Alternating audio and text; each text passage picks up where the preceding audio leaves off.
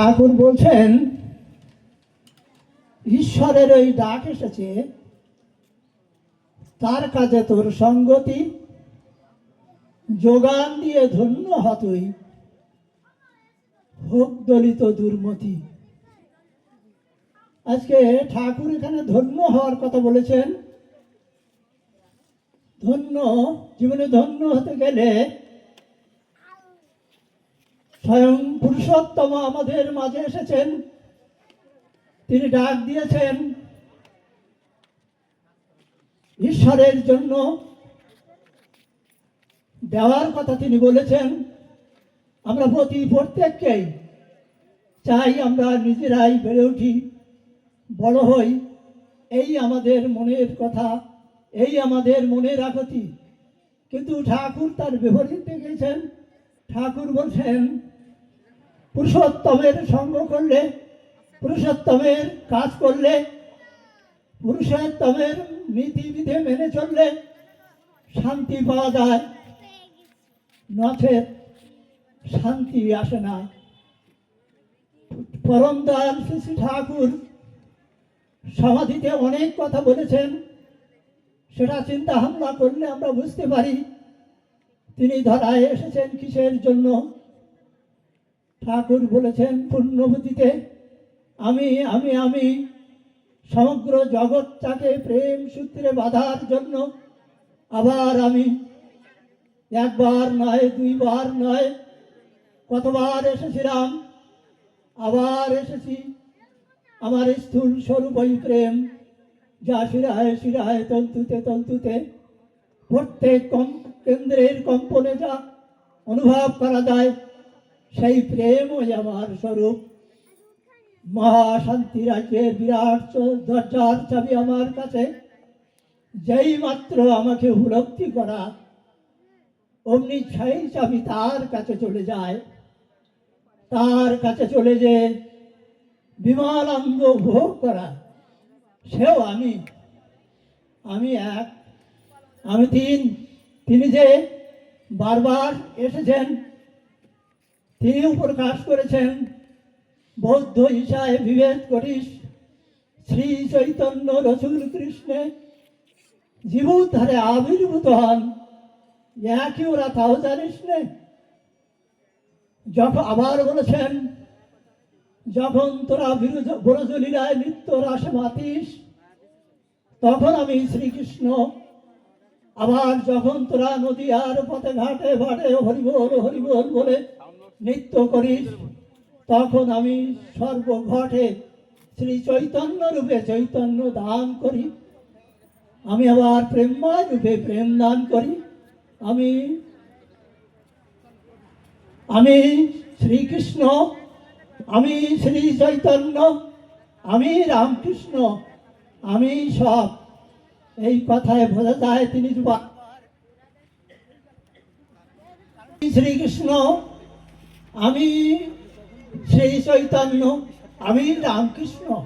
তিনি বারে বারে আসেন আমাদের মতো হতভাগ্য মানুষের জন্য, সেই সুন্দর পথ দেখাবার জন্য তিনি নররূপে তনু ধরে পৃথিবীতে সাধারণ মানুষ রূপে তিনি পৃথিবীতে আসেন। এসে আমাদের এই শান্তিময় ধামে যাওয়ার জন্য যে বিধান তিনি রেখে যান, সেই বিধান মাফিক চলার ভিতরে আমাদের শান্তি আসে। তাই ঠাকুর আজকে বলছেন উষায় নিশায় মন্ত্র সাধন, চলাফেরায় জপ, যথাসময় ইষ্ট নির্দেশ, মূর্ত করাই তপ। আজকে যারা সৎসঙ্গীবৃন্দ আজকে যদি এই উষায় নিশায় মন্ত্র সাধন, চলাফেরায় জপ, যথাসময় ইষ্ট নির্দেশ, মূর্ত করাই তপ, আজকে আমরা এটাই যদি পেলে পালার চিন্তা করি, মেনে চলি। আমরা দেখেছি দুর্দর্শ রাবণের কথা, সে অত্যন্ত অপচার অন্যায় অপকর্ম করেছিল। তার একটাই গুণ ছিল, সেটা হলো তিনি সন্ধ্যা গায়ত্রী সে কোনোদিন যেখান থেকে দীক্ষা নিয়েছে, সেখান থেকে তার জীবনে এই ত্রিসন্ধ্যা গায়ত্রী তার জীবনে কোনোদিন বাদ যায়নি। তাই তাকে পরাস্ত করতে স্বয়ং ভগবানও পারছেন না।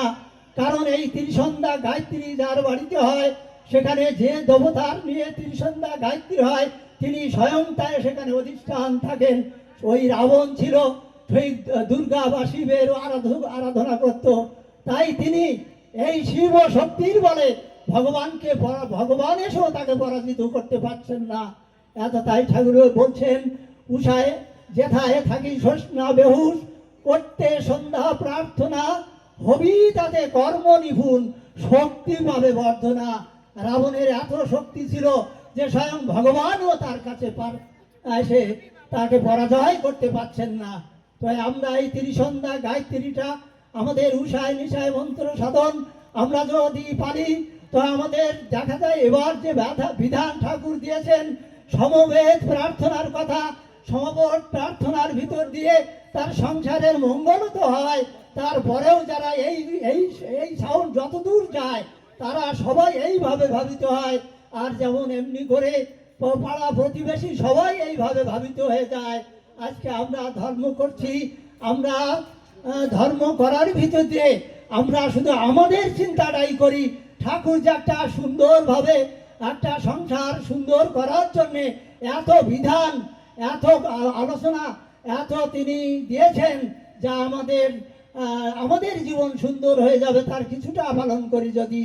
আজকে আমরা সৎসঙ্গী মানুষ, ঠাকুর চেয়ে আছে আমাদের দিকে তাকিয়ে কখন তার বলা কথাগুলি আমরা বাস্তবে পরিপালন করব। ঠাকুর জন্মেছিলেন, তিনি এমন একজন আদর্শ। ঠাকুর প্রথম জন্মেছিলেন সাধারণ একজন ব্রাহ্মণের ঘরে, কিন্তু আস্তে আস্তে সেই তার নীতি ভীতি চলা, তার যে এত সুন্দর করে তিনি চলেছেন, সেই চলাগুলি এখন তিনি 10 কোটি মানুষের পূর্ণম্য হয়ে উঠেছেন। তাই ঠাকুর চান আমার আদর্শটা আমি যেভাবে বলেছি এমনি করে চলে তোদের জীবনটাই তোরা সুন্দর করে গড়ে তোল।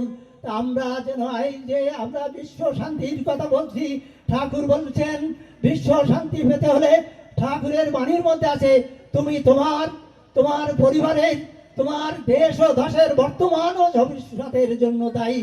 তা আমরা প্রত্যেককেই যেন তারই কথা অনুসরণ করে ঈশ্বর কেন্দ্রিক জীবন চলনার ভিতর দিয়ে চলে আমাদের পরিবার বর্গ যেন আস্তে আস্তে সুন্দর করে ঈশ্বর কেন্দ্রিক করে বেড়ে চলি। আমি আর বিশেষ কিছু বলবো না, এখানে ভালো ভালো বলার মানুষ আছে, আমি এসেছিলাম শুনবার জন্য। চলছে সৎসঙ্গী সম্মেলন। সৎসঙ্গী সম্মেলনে সম্মানিত সভাপতি মহোদয়, প্রধান অতিথি মহোদয়, প্রিয় বরবের পবিত্র পাঁচধারে কর্মবৃন্দ, সামনে উপবিষ্ট বিভিন্ন এলাকা থেকে আগত ইষ্টপ্রাণ দাদা মায়েরা, শ্রীনিবেদ আমার প্রণাম, শ্রদ্ধা ও আনন্দিত হৃদয়গুলি। মানুষ তো আশ্রয় করি যে মহামানব যুগের শেষে বিশ্ব শান্তি করিতে স্থাপন মানুষের বেশে ধরা এসে যুগে যুগে যুগে নারায়ণ যুগ পুরুষোত্তম যুগের প্রয়োজনে যুগ উপযোগ হয়ে যুগ সমস্যা সমাধানের জন্য অবতরণ করেন। প্রিয় বরম দয়াল ঠাকুর, আমরা সবাই সকলেই অবগত 1295 সালে 30 ভাদ্র শুভ কাল নবমীতিতে কথা মনমোহনের আলো করে এই বিস্ময় বালকের আবির্ভাব। তার মাতৃগর্ভ থেকে তার লীলা শুরু হয়েছে, তার লীলা অদ্যাবধি চলছে। তিনি 56 বছর শান্তি এই সূচনা সুফলা শস্য সমলা সোনার বাংলায় তার চলেছে তার লীলা। সালটি ছিল 1942 সালে 17 জানুয়ারি। তিনি নিভৃত নিকেতনে ভক্তদের সামনে বসে আছেন, হঠাৎ করে কথা প্রসঙ্গে বলে বসলেন, পৃথিবীর সামনে এমন দুর্দিন আসছে যার তুলনায় লোক ক্ষয়, সম্পদ ক্ষয়, বিশ্বযুদ্ধ কিছুই না। গতিক দেখে মনে হয় মানুষের মনুষ্যত্বের মূল বুনিয়াদ লোপ পেয়ে যেতে পারে। তাই আমি আপনাদের কাছে আশা করি আপনারা আমাকে আপনাদের জীবনের চরিত্রে বহন করে নিয়ে চলেন।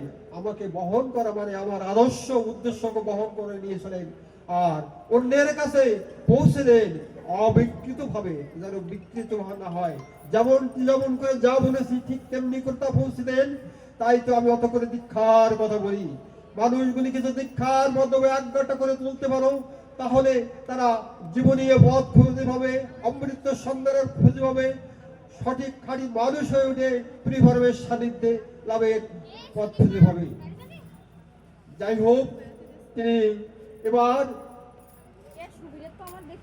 তার এই সোনার বাংলা লীলা স্মরণ করে তার লীলাভূমি দেখানোর উদ্দেশ্যে সেই 2রা সেপ্টেম্বর চলে গেলেন। থাকতেন তাসুতে, পাহারা দিতেন ভক্তরা, ননী চক্রবর্তী পাহারা দিচ্ছেন। হঠাৎ গভীর নিশীতেই কান্নার রোল যেন ভেসে আসছে। তাসু একটু উঁচু করে দেখলেন ঠাকুর ভূমে ঠাকুর আপনি কাঁদছেন। তাতে আমাদের ইষ্টভীতি করাই হয় না বললেই হয়। তো আমি বলবো, যারা আমাদের ঋত্বিক দেবতা আছেন, যারা আমাদের কর্মী আছেন, ঠাকুরের পুতো পাঞ্জাবি কর্মী, তাদের কাছ থেকে যে সঠিকভাবে আমাদের ইষ্টভীতি করার যে নিয়ম, সেটা কিন্তু আমাদের মেনে চলতে হবে। যদি যদি আমরা সঠিকভাবে ইষ্টভীতি করতে পারতাম, তাহলে আমাদের মধ্যে ঠাকুরের যে দর্শন, সেটা কিন্তু আমাদের প্রতিফলিত হতো এবং তার মাধ্যমে কিন্তু একটা ভালো কিছু উপহার দেওয়া সম্ভব হতো। তা আমি বলবো যে আপনারা আজকে এখানে যারা উপস্থিত হয়েছেন, আজকে সারাদিনই ঠাকুরের জীবনের দর্শন, এই সমস্ত দিক নিয়ে আলোচনা হবে। আপনারা সবাই অত্যন্ত আগ্রহ ভরে এবং ভালো মন নিয়ে সেই জিনিসগুলোকে গ্রহণ করেন এবং সেগুলোকে বাস্তবে কাজে রূপদান করার চেষ্টা করবেন। তাহলে আমরা আমাদের আশা, এখানে উপস্থিত হওয়া, সব কিছুই আমাদের সফল হবে। তো আমি আমার বক্তব্য দীর্ঘায়িত করব না। আমি আর কিছু না বলে আপনাদের সকলের সুস্বাস্থ্য কামনা করে এবং আজকের এই অনুষ্ঠান যাতে সাফল্যমণ্ডিত হয় তার আশাবাদ ব্যক্ত করে আমি আমার বক্তব্য শেষ করছি। স্কুলে যেতে চায় না, তখন তো তাকে আমরা জোর করে, প্রয়োজনে শক্তি প্রয়োগ করেও তাকে আমরা স্কুলে পাঠাই। কেন পাঠাই? যে সে শিক্ষায় শিক্ষিত হোক। তেমনি এই দীক্ষা গ্রহণ করেই ঠাকুরকে গ্রহণ করলে তার জীবনের উন্নতি হবে। এই জন্য তাকেও প্রয়োজনে শক্তি প্রয়োগ করেও দীক্ষা দিতে হয়। আমি এক জায়গায় দীক্ষা দিতে যে সে বলল আমি ছেলে দুটো দীক্ষা দিতে চাই, কিন্তু তার মা রাজি হচ্ছে না বা ছেলে দুটোও রাজি হচ্ছে না।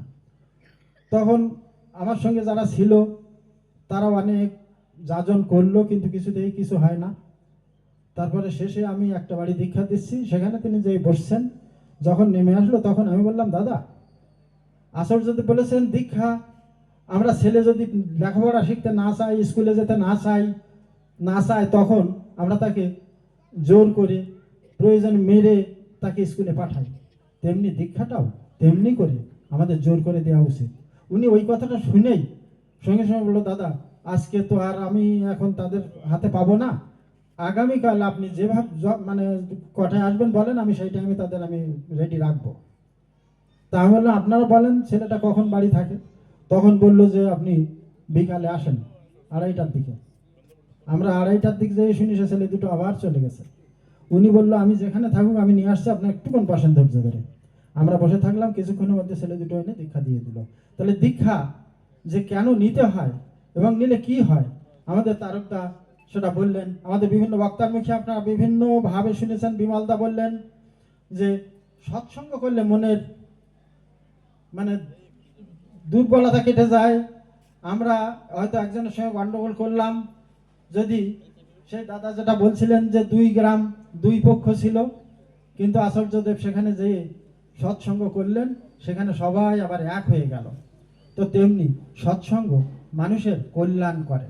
সৎসঙ্গ করতে হয়, সৎসঙ্গে আসতে হয়, সৎসঙ্গের কথা শুনতে হয়।